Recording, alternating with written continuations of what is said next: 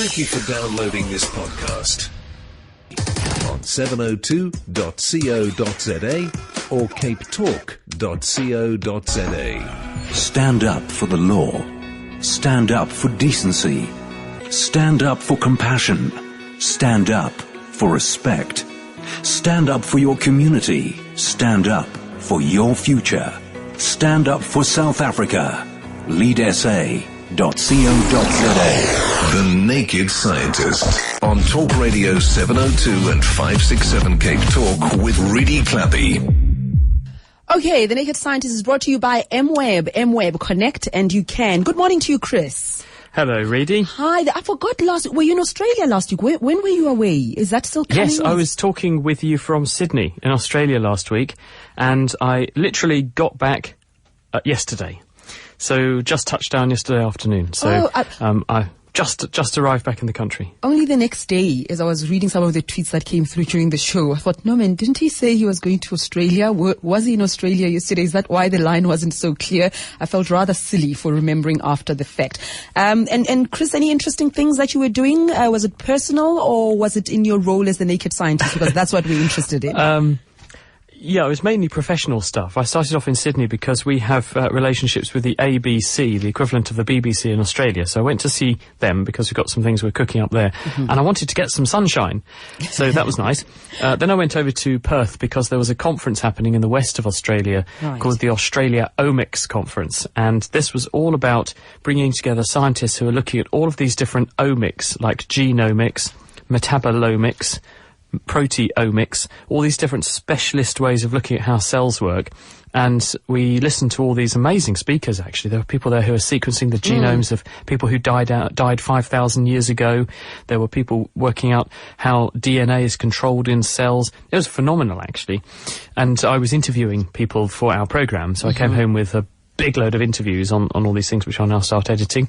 And we're also setting up an initiative with Murdoch University in Western Australia, one of the universities there, because they have a bit of a supply problem. In Australia generally.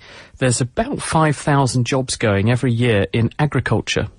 And they've only got about 500 people who are qualified to do those jobs coming through the production line every year. So there's, in other words, a 90% undersupply. And they want to try and change this by encouraging more people to do science-related things at school and then at university, so that then they can grow their own, if you like, if you pardon the agriculture analogy. Yes. And they want us to help them with that. Okay. And, Chris, just to start off with, I retweeted a tweet that came from the Naked Scientist, and it was about menstrual cycles. The question was, do menstrual cycles synchronize for women living together, or is this just myth? And I've heard women tease each other and say, oh, you started now, that means I'm also going to go there. Is there any truth to that? I mean, really? Well, for years we've all been saying that there is a lot of truth to it. And if you look at the sort of evolutionary arguments that are put forward, it makes great sense that if you've got women who are all having their periods at the same time, they're probably likely to get pregnant at the same time, and this means that there's likely to be people who could look after babies at the same time. So if something happens to one mum, or one mum needs to go off somewhere, then there's another mum who's recently had a baby who could look after that woman's baby.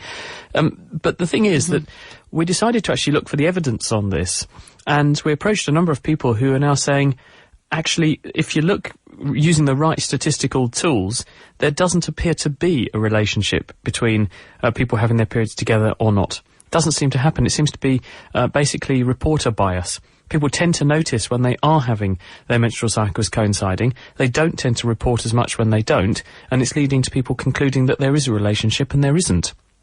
Very interesting indeed. Let's go straight to the lines. Gerald in Hout Bay. Hi. Hello. This is my question. Given that our body cells are constantly changed or renewed, why do we deteriorate physically with age? Why does the cell renewal not keep us forever young?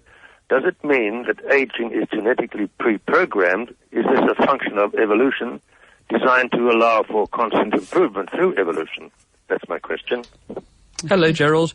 Yes, a very good question, and I think you've hit the nail on the head. There are a number of theories on this, but one that seems the most tractable is the one that argues that we have selected genes which give us enhanced fertility In other words, that when we're young, they mean that we can make sure we are able to reproduce rapidly and healthily. But those same genes may then have a deleterious effect once we have reproduced and we're older, because we've escaped beyond the power of natural selection. Because most of the selective pressure on genes is effective when we are at reproductive age, and that means for the most part of our lifetimes, in evolutionary terms, going back the millions of years that there have been humankind on Earth, or human-like animals around, most of that pressure is going to be exerted under the age of 30, because if you lived beyond the age of 30 a couple of million years ago, you were getting on a bit. And that means that genes which have the effect of making you healthy and very reproductively successful do not necessarily have to have a beneficial effect in old age either. And so some people have argued that there is this genetic toss-up going on, and that could be why we tend to age. Another idea is that there's only a finite amount of resource that the person can put into their body to keep it fit and healthy, and that there's a trade-off between putting resources into reproduction and putting resources into repair. And you can't fund both things, so you have to decide which do you want to fund. And unfortunately, the spend on reproduction wins, and there is therefore a failure to repair adequately across lifetime, so we slowly accrue more and more damage as we go on, and repair is suboptimal, and so we clap out as we get older, unfortunately. Thank you very much, Gerald. And Lesego in Kempton Park, hi. Hi, good day. I'm asking this question on behalf of my daughter. Unfortunately, she's at school. She's 7 years old. She asked me the other day, Papa, why does it seem that when it rains, the pool is full of frogs? Does God chase them from heaven? What's, if God chases the frogs from heaven so they land in the pool after rain? After rain. What's your daughter's name? What's your daughter's name, Lesego? Can you hear that? Yeah? Oh, Tseho. Tseho. Okay. Oh, well, that's lovely, and I'm glad that she's looking at the world around her. I can only suggest that when it rains a lot, that this creates an environment which is more ideal for frogs to come out into, because frogs are amphibians, and despite the myth, they only come down to the water relatively infrequently, and that's to mate, because they want to lay their frog spawn in the water. They actually spend most of their lives out in the environment where they catch insects and hide, staying out of the sun, because they have a damp skin, and if they got into the sun, then they would dry out and they would lose water too quickly. So they actually stay where it's nice and cool and shady, but warm enough to keep them active, because they're cold-blooded and they need to soak up some heat from the environment in order to be active. But when it rains a lot, the environment becomes very damp and humid, so that the frogs don't lose heat as quickly, and so they can come out of where they were hiding, hop around in the environment, and inevitably they also occasionally fall into swimming pools. And then they have a problem, because most swimming pools are made so that humans can get in and out of them. They're not terribly easy for animals to get in and out of, because they have sheer vertical sides that they can't get a grip on, and the steps are too far away for them to hop out. And so once they're in there, they can't get out until you help them. Thank you very much, Lesego, and say hi to Tsego for us. And Celeste in Santon, I think we've had this question before. It was quite a while back, but, well, it doesn't hurt to go back. Celeste in Santon, hi. Hi, I'd like to know, whenever I go with my husband on trips, I'm the only one who gets bitten by mosquitoes. We can be in a group of 5. They bite no one but me. Is it like something in our blood that makes them bite only specific people, and we aren't doing repellent, like no one wears repellent, but they just bite me, Celeste, and no one else. Celeste, you know how I remember that we had this question before? Because yes. I used to ask my dad, why is it that in the family I get bitten more than everyone else? And then he said, because I'm light-skinned, so the mosquito can see me in the dark and it can't see the rest of the family. Yeah, anyway, Chris. It's a good thought, but I don't think it's strictly the right one. Sure. I was out having a nice barbecue in Perth just at the weekend, and some people sitting at the table were being absolutely eaten alive by mosquitoes. Ooh. I was largely being ignored. And the person sitting next to the person being eaten alive was being ignored. And previously we thought this was just bad luck, but now we have some idea as to what's going on. There are researchers, including a guy called John Pickett, Professor John Pickett, who's based at Rothamsted Research, which is a centre in Britain, and they have been looking at why it is that some people smell good or not to mosquitoes. And what they do is collect the odours coming off of the bodies of people. So they put people into a sort of chamber where they can collect all of the volatile agents that are coming off a person's body. Now, people make CO2, carbon dioxide, that's in their breath, but also coming out from your skin are a range of low concentration volatile agents, which are organic molecules. And they're included in that is the things that make sweat smell the way this it does. And the cocktail of chemicals that come out and the composition and the relative amounts are different from one person to the next. And what they're finding is that some people make a combination of these chemicals that mosquitoes find very attractive, whilst other people find certain chemicals that people make very unattractive, to the extent that even the attractive chemicals are overwhelmed by the unattractive or repellent chemicals. The reason they're doing this work is that they want to try to find what the natural chemicals are that we produce ourselves to ward off mosquitoes, so that we could make even better insect repellents.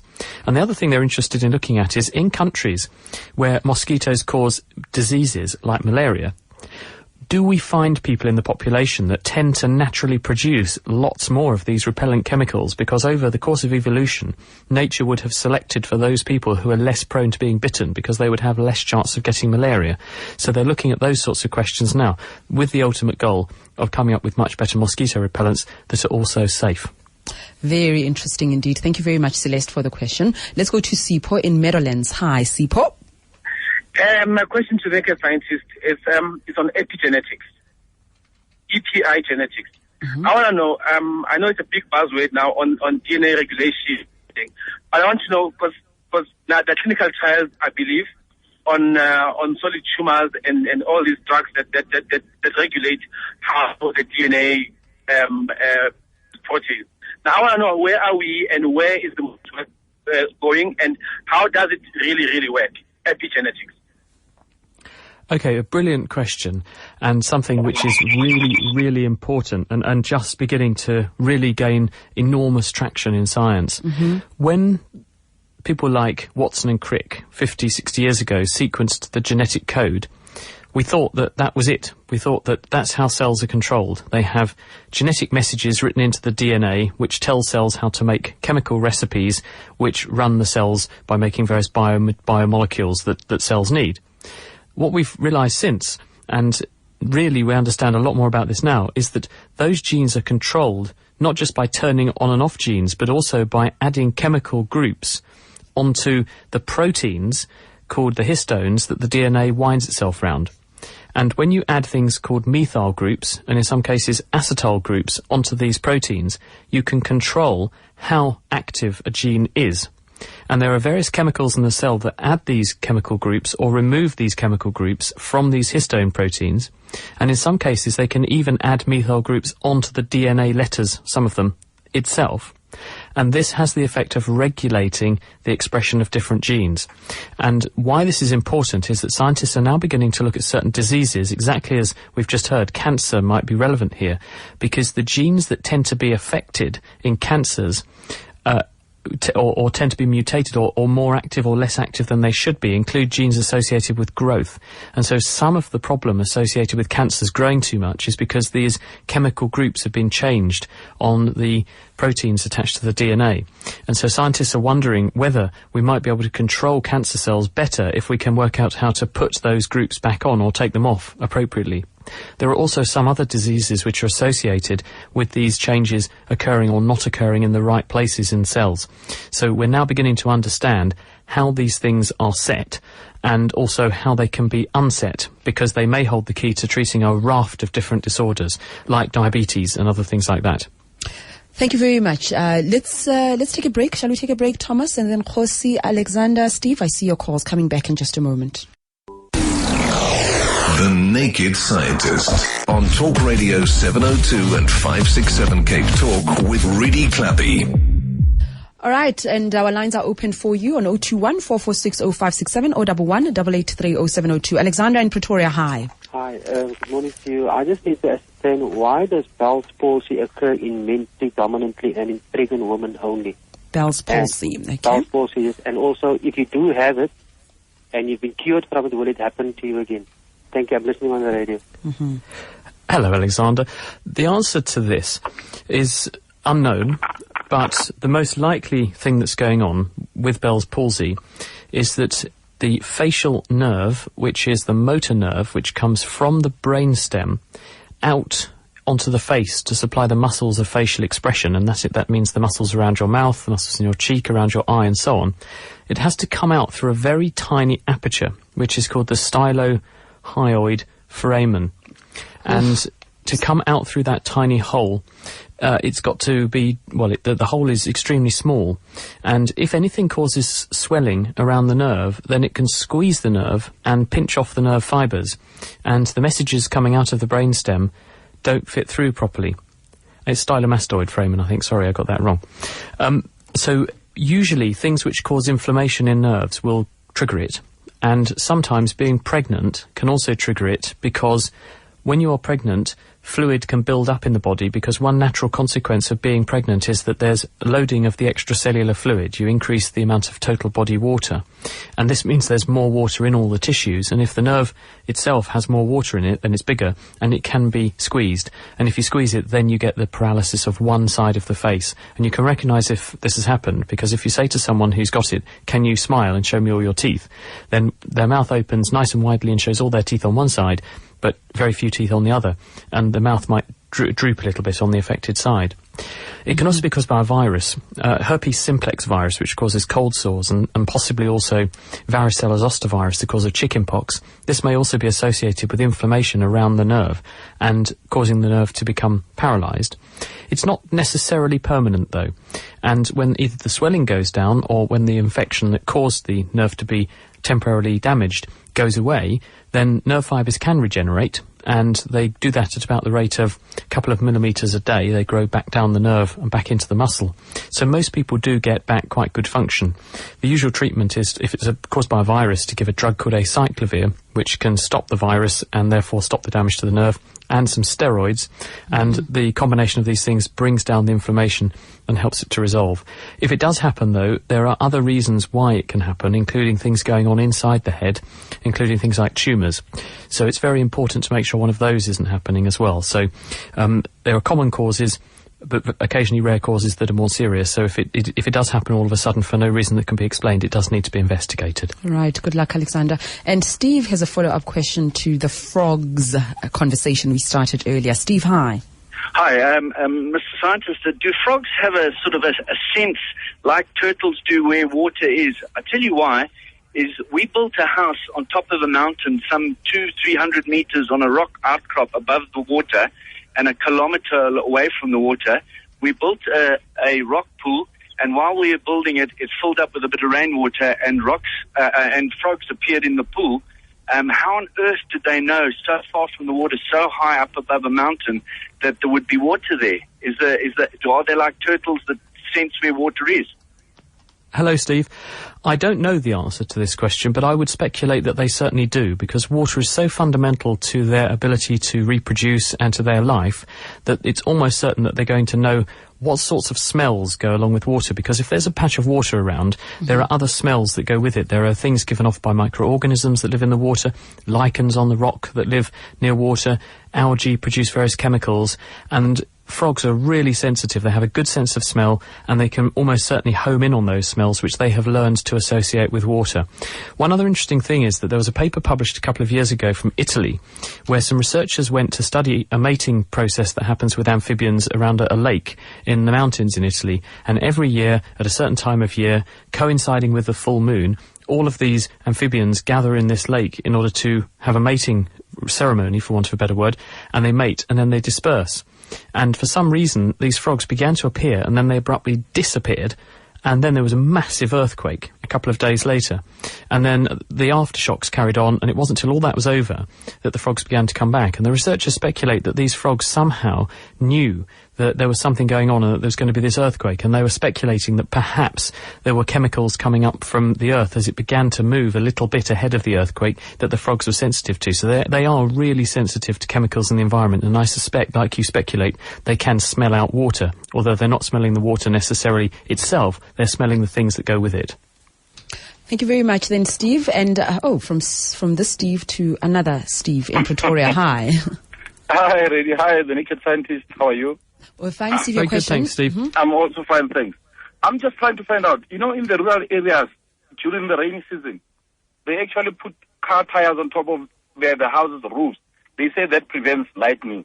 I'm not sure how true is that. They put tires on the roof of the house. Of their houses, yeah. What do you call corrugated iron, okay. Yes, and then they put tires. around them. They say that prevents lightning. I'll listen on the radio. Okay, never heard of it. But Hi, Steve. I'm not very convinced, to be honest, because the way a lightning conductor or a lightning rod works is that it actually effectively distorts the electric field so that the lightning is more likely to find a safe path to Earth via the lightning rod were it to hit the building than actually to strike the building. And putting tyres on the roof of, or a tyre on the roof of a house is very unlikely to make a difference because tyres are quite good insulators and it's likely to be raining anyway, so there's going to be a path across the surface of the tyre onto the roof. So I don't get it. Can I just say, I've been tweeted, and I ought to acknowledge this, Mandisi has tweeted me at Naked Scientist and said, when addressing South Africans, can you please call a braai and not a barbecue? I Thank saw you very much. that. I'd just like to say, actually we were referring to an event going on in Australia, and so tongue-in-cheek, we should say with a wink, actually it was a barbecue because it was happening in Australia, not in South Africa. When I come to South Africa, I do of course enjoy very much participating in a good braai.